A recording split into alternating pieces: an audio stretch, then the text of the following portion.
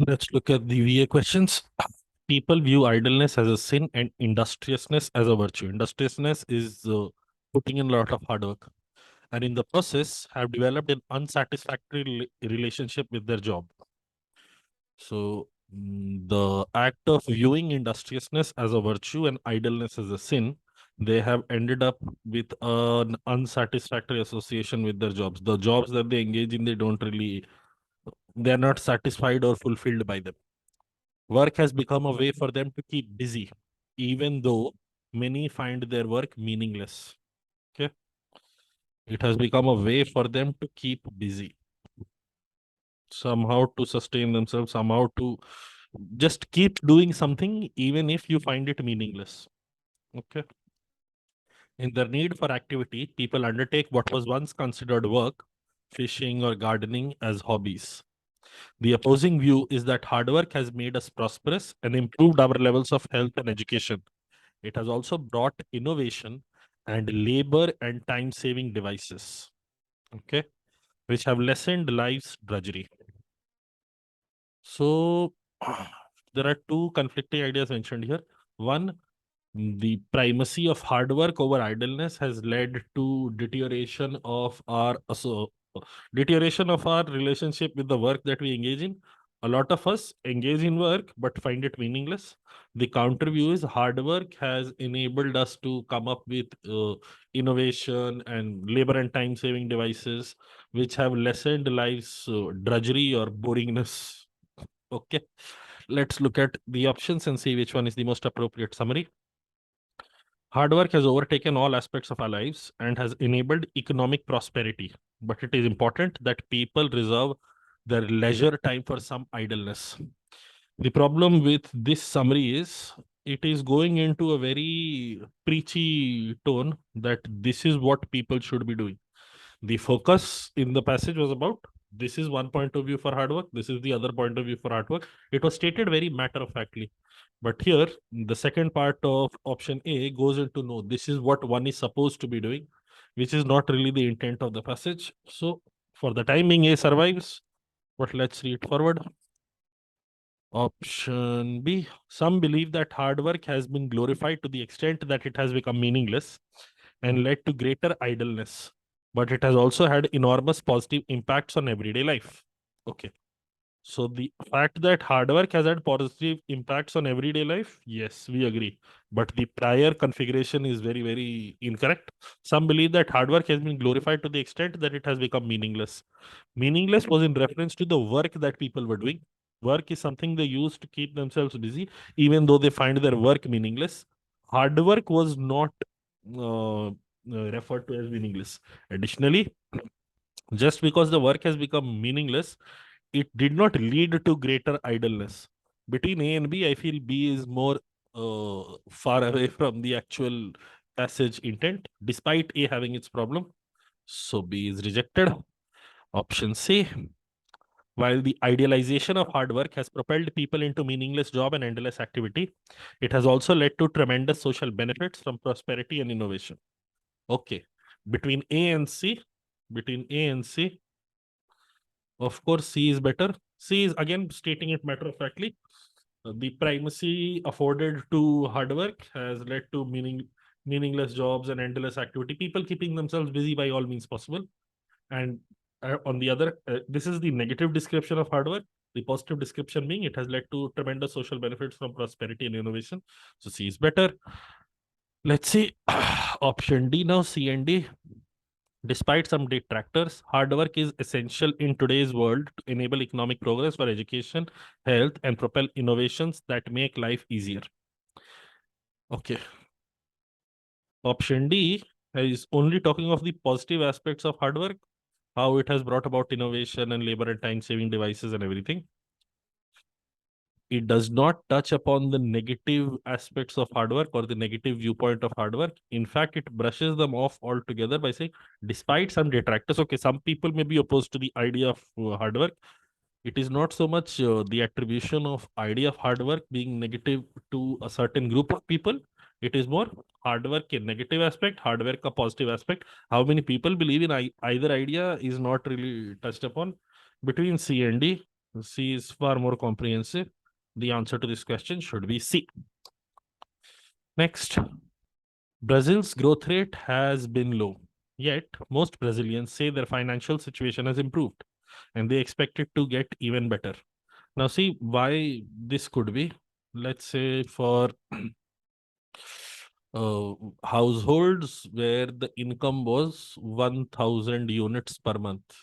There are 1000 households that are growing by 1000 units per month. 1000 households have got 1000 units increase in currency per month. Overall economy, this is like the lowest level. There was some rich person in the economy who had like 2 billion by himself. These people had 1000 each. 1000 into 1000 gets me to 1 million only.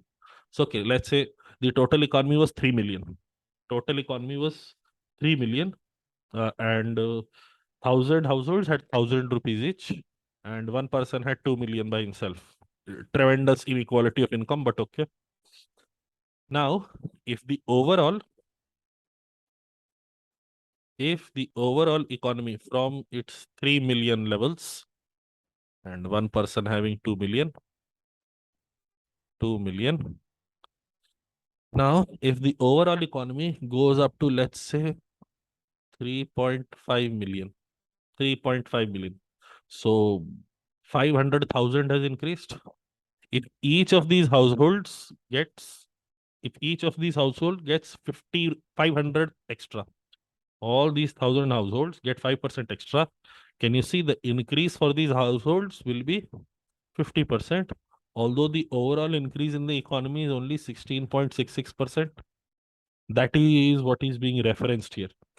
The growth rate has been low, yet Brazilians say, majority of the Brazilians, especially those at the bottom end of the economic value chain, they are saying their financial situation has improved. I'm giving you a mathematical framework for this, how this is happening.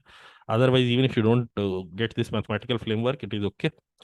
Brazilian growth rate has been low, yet most Brazilians say their financial situation has improved and they expect it to get even better.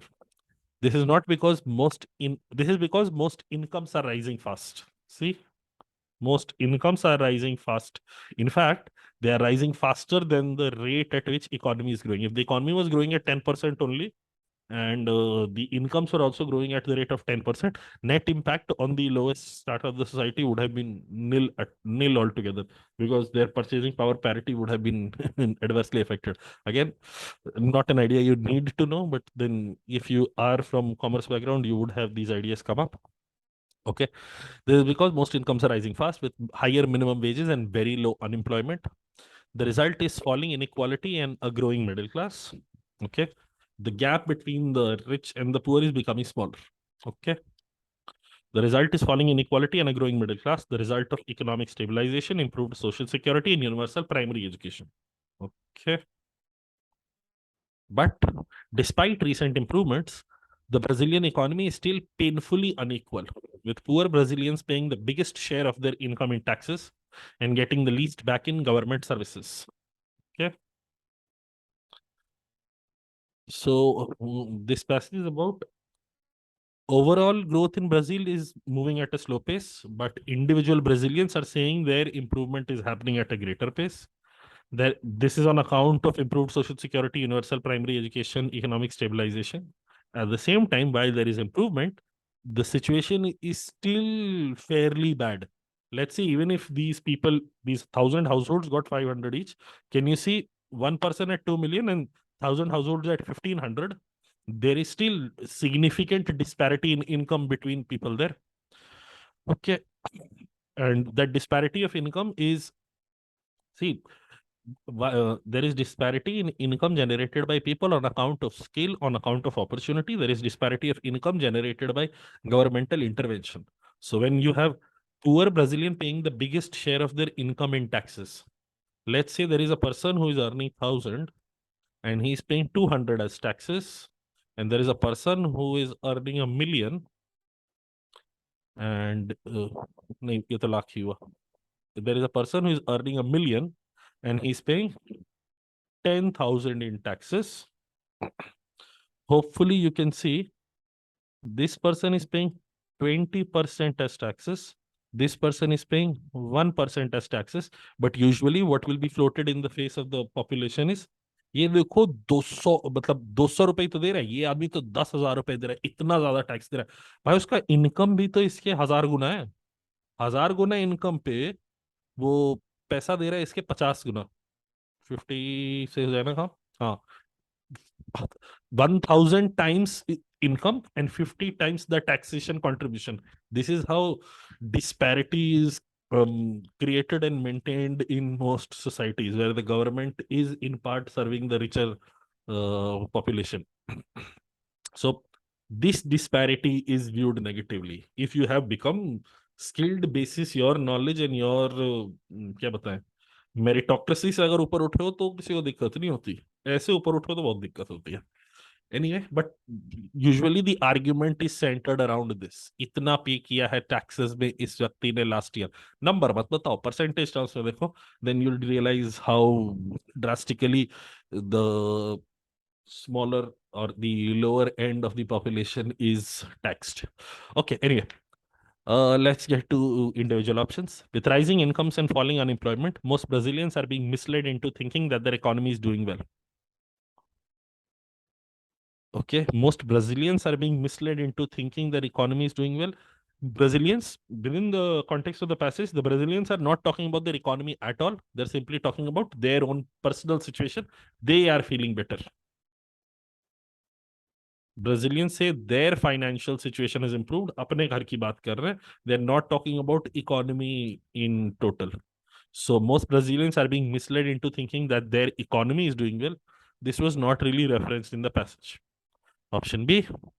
Most Brazilians feel they have benefited from recent economic events, but the poor continue to be dealt unfairly by the state. Between A and B, clearly B is better, because here the perspective of Brazilians is more to do with their own individual activities, not necessarily with what is happening at a macro scale. And the poor continue to be dealt unfairly by the state, with poor Brazilians paying the biggest share of their income in taxes and getting the least back in government services. Yes, this is valid. Let's look at B and C. Economic reforms have benefited many Brazilians, but they are unaware of the impending problems rising from inequalities in their society. Again, in the context of the passage, the Brazilians are only talking about how the situation is impacting them. The author is making more generalized statements about what is happening in the economy, how the poor are being dealt unfairly.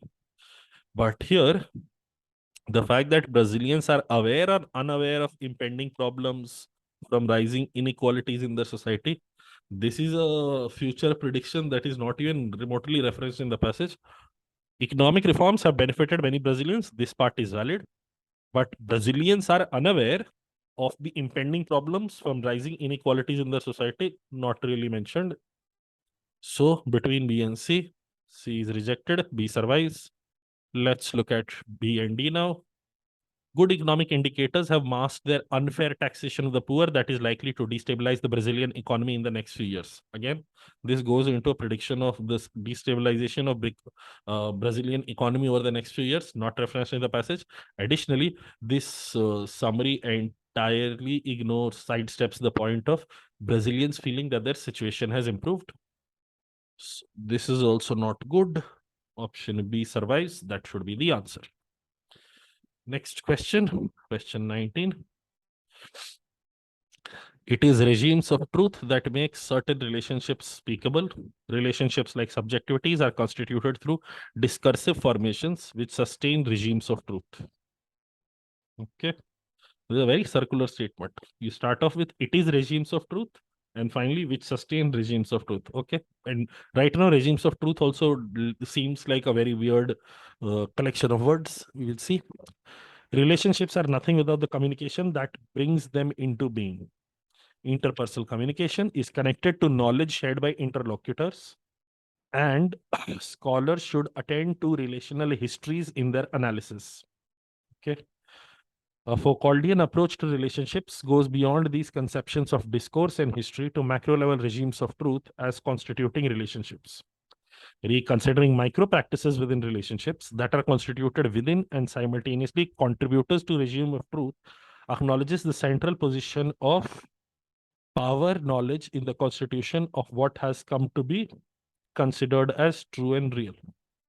Now, this is a fairly complex set of statements, and finding the order here may not necessarily flow very smoothly for all of us. But if nothing else, we can hopefully see that two seems to be a more two seems to be the beginning of this, for the simple reason everywhere we are talking of relationships, and here it is not an ideal description or definition of relationship. At least a critical element that goes into making of a relationship is being talked of. Relationships are nothing without the communication that brings them into being. So two should definitely be the starting sentence. Two should definitely be the starting sentence. Now, between okay, let's move on. There is also the mention of a Foucauldian approach to relationships goes beyond these conceptions of discourse and history. Now, see, this is the most tricky line. Where do we exactly place three? Do we place it after two? Because it says should attend to relational histories in their analysis, or should we place it after one, which is saying are constituted through discursive formation, discourse related formations. So conceptions of discourse and history. Where exactly do you place two? Do you exactly place three? Right after two? Do you have two, three as a pair, or do you have two, one as a pair?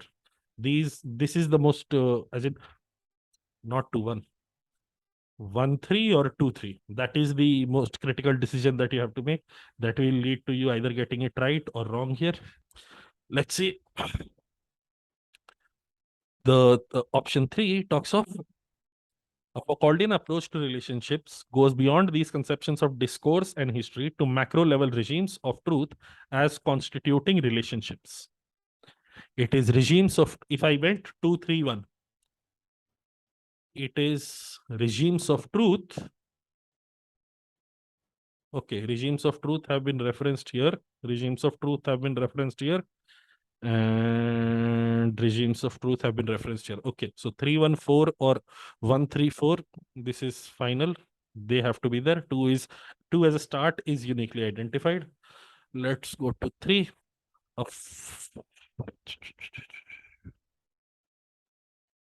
Okay, the meaning of the word discourse itself is dialogue, interaction.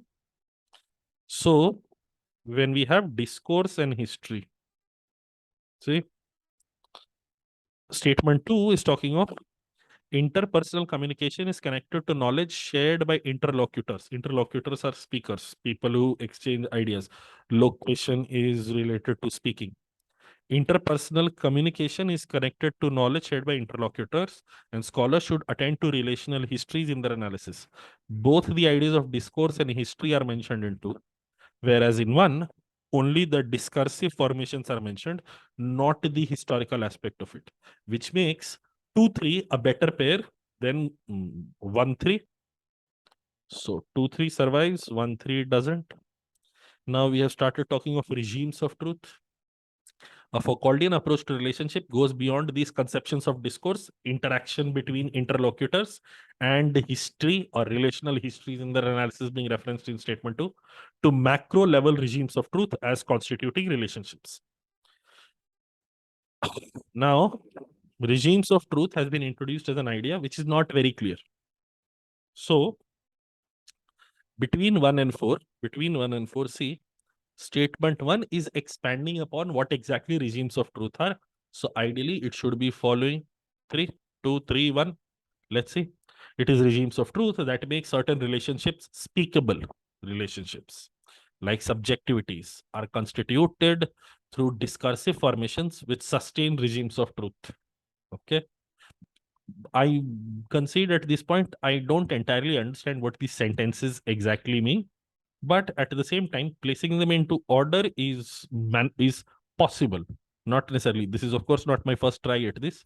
In my first try I did not get it right, so also putting that down here.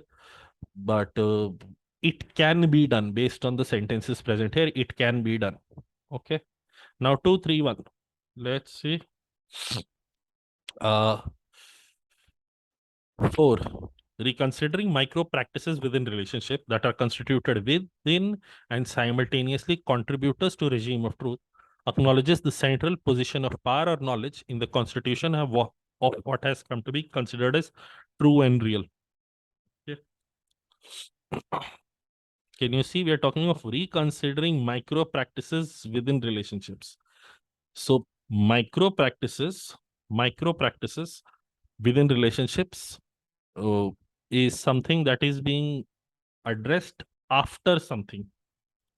And we have already had a reference to macro level regimes of truth and then individual that make certain relationships speakable. Relationships like subjectivities are constituted through discursive formations with sustained regimes of truth, blah, and blah. Macro level perspective has been referenced earlier. Then micro practices are being talked of. So 4 should, of course, follow this. And by the time simultaneously contributors to regime of truth acknowledges, when you already come to the point where you're saying contributors to regime of truth acknowledges, or they are acknowledging something, of course it has to be regimes of truth as an idea or contributors to regime of truth, that in those groups of individuals should be identified by now, which is being done in one. So 2 3 1 4 becomes the acceptable order here. Of course, in the grand scheme of things, if this was something I faced in the exam, I would skip this question, or at least mark whatever answer I'm getting within 30 to 45 seconds and move on, because if you try to dedicate a lot of time to understanding this, it becomes infinitely more difficult. And then all these hidden clues that I'm identifying right now, all of these have come in the post attempt analysis, post discussion. And in fact, 2, 3 iterations have gone into it just to identify what all clues were exactly present for this question. Okay, let's see this. Misfits. They often include a foundation course on navigating capitalism with Chinese characteristics and have replaced typical cases from US corporates with a focus on how Western theories apply to China's buzzing local firms. The best Chinese business schools look like their Western rivals, but are now growing distinct in terms of what they teach and the career boost they offer. Western schools have enhanced their offerings with double degrees, popular with domestic and overseas students alike, and boosted their prestige of their Chinese partners. For students, a big draw is the chance to rub shoulders with the captains of China's private sector. Their business courses now largely cater to the growing demand from China Inc., which has become more global, richer, and ready to recruit from Sino-centric student body. Hopefully, all of us know this word, Sino-centric. Sino is simply an adjective related to all things China. So, Sino-centric, China-heavy student body. Okay. Uh, here, it is fairly certain that 3 should be the odd one out, because everywhere else we're talking of China's business schools, we're talking of their students, we're talking of their reactions and things that they are doing. 3 is talking of what Western schools are doing. So it seems like a diversion, but let's try to also get to an order. The best Chinese business schools. 2 seems like a good start, but are now growing distinct in terms of what they teach and the career boost they offer. They often include a foundation course on navigating capitalism with Chinese characteristics and have replaced typical cases. See, when they're saying distinct in terms of what they teach and the career boost they offer, it has to be distinct from US setups. So see, they often include a foundation course on navigating capitalism with Chinese characteristics and have replaced typical cases from US corporates. The distinction is being highlighted. So it should be 2-1. Their business courses now largely cater to the growing demand from China Inc., which has become more global, richer, and ready to recruit from the Sino-centric student body. 5 comes after that. For students, a big draw is the chance to rub shoulders with captains of China's private sector. And 4, with 3 being the odd one out. The Sino-centric student body is referenced here. Then we have moved on to the individual entities within that body. Students, 2, 5, 1, 4 should be the order, with 3 being the odd one out. Answer here should be 3. Next. Restitution of artifacts to original cultures could face legal obstacles, as many Western museums are legally prohibited from disposing of their collection. Okay. This is in response to countries like Nigeria, which are pressurizing European museums to return their precious artifacts looted by colonizers in the past. Museums in Europe today are struggling to come to terms with their colonial legacy, some taking steps to return artifacts, but not wanting to lose their prized collection. This is the framing that is problematic. This is not their prized collection, this is their prized loot, the stuff that they had stolen and forcibly taken. Okay, anyway.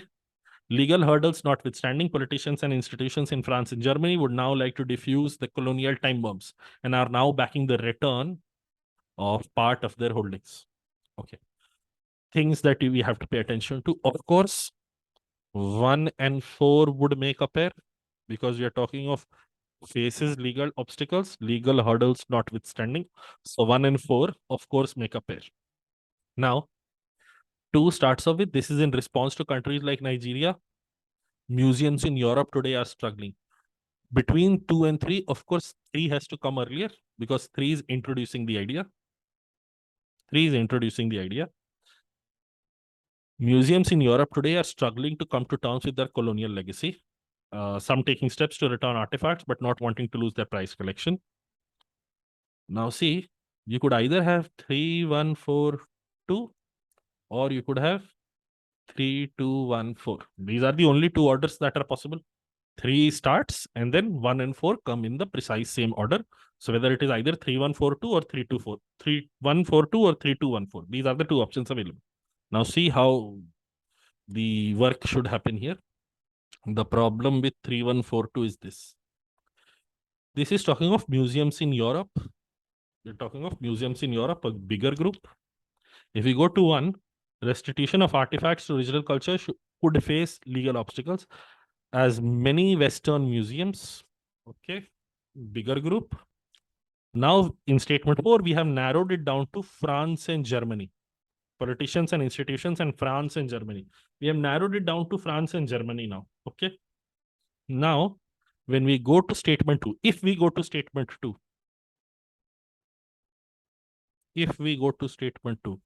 we are now going to European museums all over again.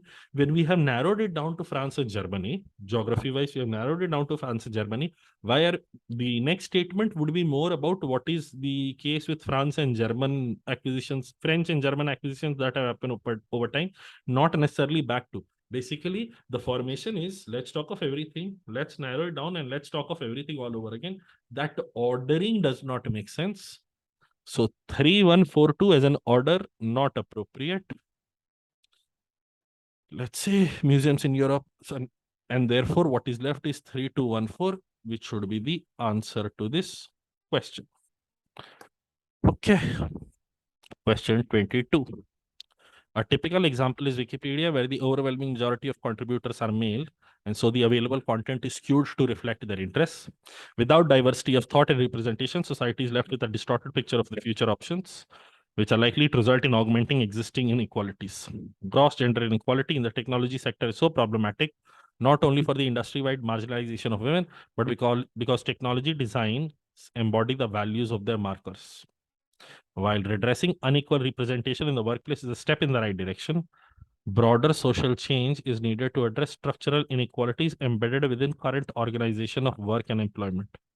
If technology merely reflects the perspectives of the male stereotype, the new technologies are unlikely to accommodate diverse social contexts within which they operate. Okay.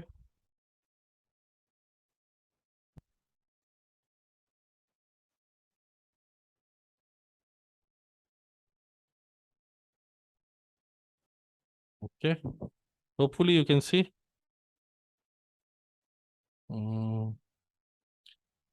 See, again, here, getting to the answer that 4 should be the odd one out is fairly simple.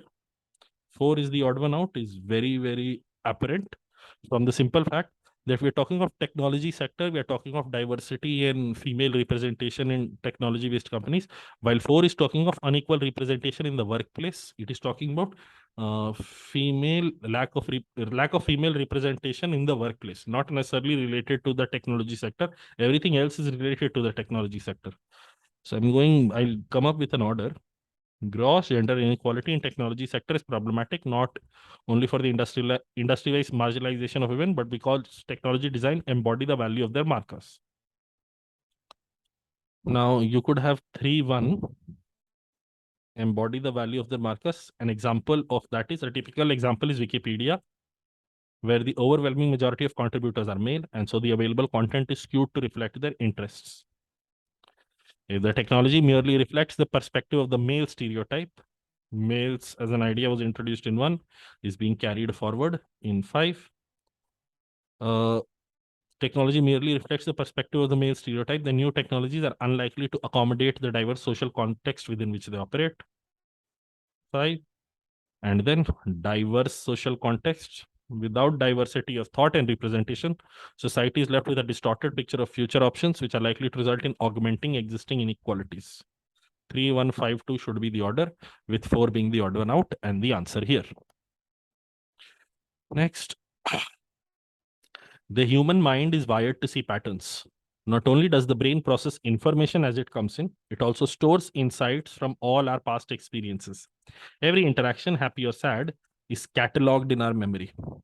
So we have a huge database maintenance happening in our brain.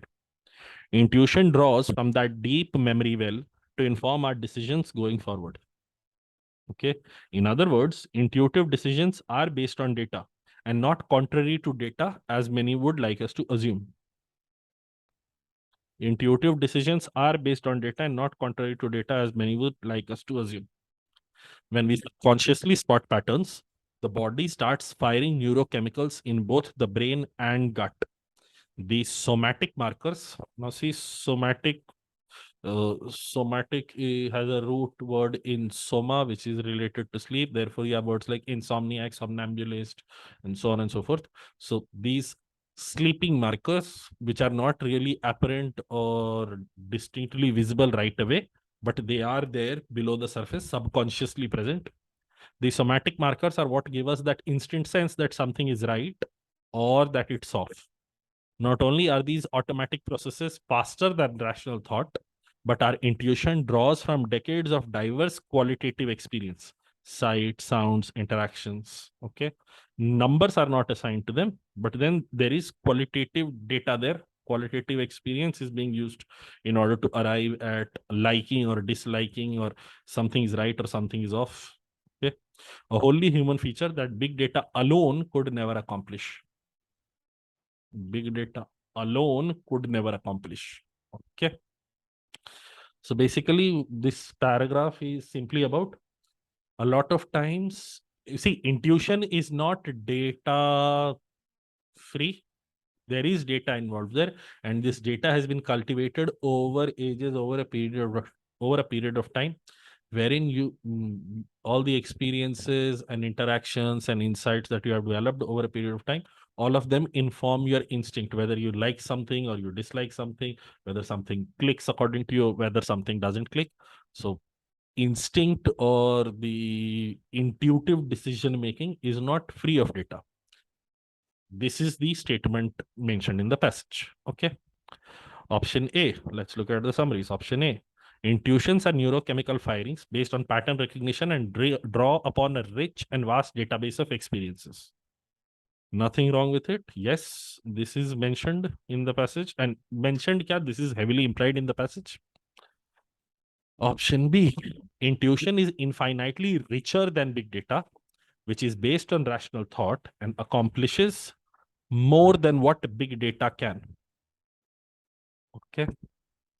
Again, there are two parts to this. Intuition is infinitely richer than big data, which is based on rational thoughts. The fact that big data is based on rational thought is nowhere mentioned. We had a comparison. Intuition is faster than rational thought, and intuition can draw from a decades of diverse qualitative experience, something that big data cannot. So intuition is infinitely richer than big data. Richer than big data, I don't exactly know in which context richer. Do you mean in terms of data points? Maybe. I can still forgive that. But big data is based on rational thought. No, we cannot make that leap. Additionally, accomplishes more than what big data can. accomplishes more or less. Uh, see, what is mentioned within the passages, a wholly human feature that big data alone could never accomplish. A wholly human feature that big data alone could never accomplish. Basically, it means big data, its sets of accomplishments are different, and this human instinct sets of accomplishment are different. Whether it says accomplishes more than what big data can, two problems with this. एक तो more comparison नहीं कर सकते when it are different. Additionally, the within the passage it was big data alone could never accomplish. Alone. Here it is saying big data cannot accomplish that. Big data is incapable of reaching that level of accomplishment, which is incorrect. In isolation, big data is incapable, even if you were to take the lines of the passage to be sacrosanct. In isolation, big data cannot possibly get there, but in combination with other tools, maybe it can. There are definitely good enough objections available for us with option B to say between in the fight of A and B, B loses. Let's look at C. Intuitions are automatic processes and therefore faster than rational thought. And so the decision based on them are better. Okay. Intuitions are automatic processes and are therefore faster than rational thought. So the decisions based on them are better. This part is fine. This part is fine. This is the part that is problematic. The author has simply stated intuitions are based on data. It is faster than rational thought. It is able to draw on decades of qualitative experience, something that big data alone cannot. These are the points. So which kinds of decisions are better and which kinds of decisions are worse? That was never implied in the passage. C is gone. Option D. Intuition draws from deep memory and may not be related to data, but to decades of diverse qualitative experience. May not be related to data is problematic here. In other words, intuitive decisions are based on data and not contrary to data as many would like to assume. The fact that they have entertained the possibility of intuitive decision making not being based on data is what makes option D unacceptable. The correct option here has to be option A. Last question. Businesses find automation such as robotic employees a big asset in terms of productivity and efficiency. But in recent years, robotics has had increasing impacts on unemployment, not just of manual labor, as computers are rapidly handling some white collar and service sector work. But for years, politicians have promised workers that they would bring back their jobs by clamping down on trade and offshoring and immigration. Economists, based on the research, say that the bigger threat to jobs now is not globalization, but automation. Okay. See, linkages wise, automation, 4-1 as a pair is clearly visible. Now, bigger threat to jobs would bring back their jobs is clearly linking 3 to 4. And additionally, find automation such as robotic employees. But in recent years, robotics has had increasing impacts on unemployment, not just on manual labor. Our computers are rapidly handling some white collar and service sector work. Robotic link.